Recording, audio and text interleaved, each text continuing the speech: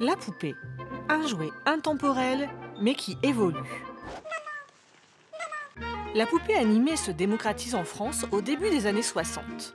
Fabrication en masse et baisse des prix, les poupées animées investissent les rayons des grands magasins.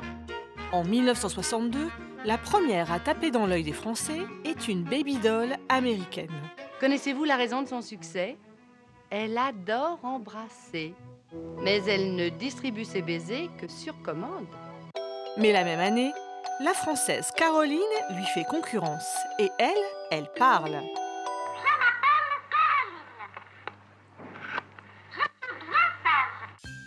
Dans les années 70, la concurrence est rude et rien n'arrête les concepteurs.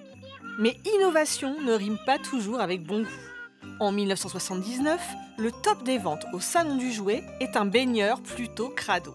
Le bébé va manger une bouillie très diluée qui est composée de bananes écrasées avec une étendue d'eau assez importante, de façon à ce qu'il puisse avaler facilement.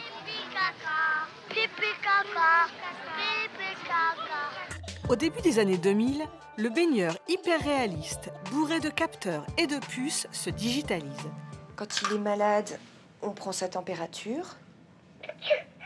Et quand il pleure, on peut lui montrer son doudou.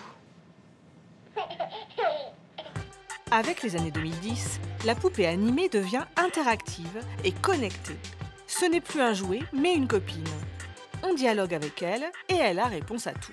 Qu'est-ce que tu veux pour Noël? Tout ce que je souhaite, c'est que mes parents et mes frères et sœurs soient heureux et en bonne santé. 2017, toujours plus sophistiquée, la poupée interactive prend maintenant des airs de maman. On apprend des conseils de santé, comme il faut se brosser les dents, il faut se laver les mains. Mets ton bras devant ta bouche. Comme ça, par exemple.